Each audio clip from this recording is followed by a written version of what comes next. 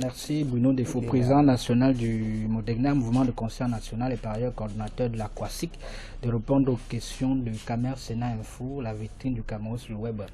On se rend quand même compte qu'à l'aube de la rentrée scolaire 2016-2017, vous avez d'abord adressé une lettre ouverte au peuple camerounais, au président de la République relatif à la rentrée scolaire.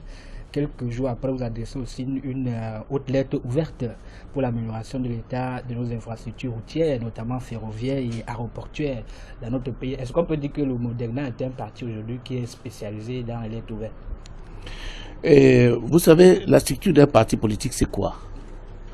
C'est de constater, de critiquer, de proposer. Et les lettres ouvertes rentrent dans le cadre de propositions. Enfin, de conquérir le pouvoir. Nous disons, dans ces lettres ouvertes, c'est une contribution. C'est-à-dire, nous proposons des moyens pour apporter le bien-être au peuple camerounais. Vous savez, au Modegna, nous disons, le bonheur du peuple est notre salaire. Tant que le peuple souffre, le Modegna et ses membres sont en souffrance. Notre soulagement ne viendra que lorsque ce peuple trouvera le bonheur. Et avec les lettres que nous adressons au peuple camerounais, que nous adressons au président de la République et au peuple camerounais, ces lettres lui sont adressées pour qu'il améliore les conditions de vie des citoyens camerounais. Nous ne sommes pas un parti politique de lettres ouvertes. Et nous disons lettres ouvertes parce que c'est ce que nous estimons que ça arrive à destination et qu'il ne peut pas aujourd'hui dire qu'il n'est pas au courant des problèmes du peuple camerounais, même si les autres voies sont fermées, qui lui apportent l'information. Et c'est pour ça que nous écrivons tant au président de la République, et d'ailleurs ce n'est pas la seule, nous sommes au moins à une quinzaine de lettres ouvertes adressées à M. Paul Biya, en dehors de la rentrée scolaire, en dehors des infrastructures routières, ferroviaires et autres. Donc nous sommes là pour constater ce qui ne va pas, d'attirer son attention. C'est pour ça qu'à cette dernière lettre, nous demandons à M. Paul Biya, si vous ne l'avez pas fait d'ici 3 mois, nous serons dans l'obligation de vous demander de démissionner avec tout votre gouvernement et de laisser la place au gouvernement du peuple, par le peuple et pour le peuple véritable.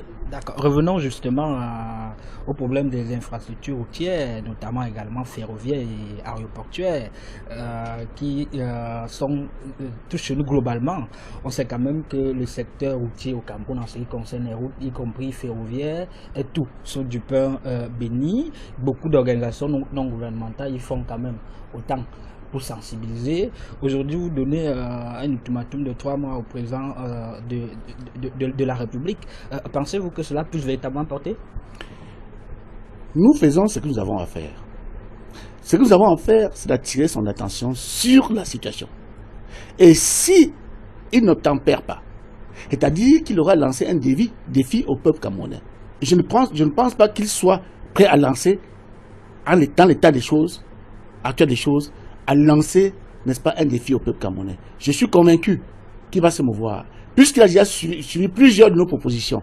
Je vous cite par exemple la lettre du 6 janvier 2015, dans laquelle nous avons demandé une commission mixte pour gérer les crises transfrontalières. Il a obtempéré, malheureusement, il a fait en alourdissant la machine, comme d'habitude. Il n'est donc pas à la hauteur. Mais nous faisons quand même la proposition. Et dans le cas où il n'obtempère pas, alors nous prendrons les dispositions qui s'imposent. Les conséquences suivront. Et les dispositions sont lesquelles? Les dispositions sont justement la communication. Le peuple sera au courant.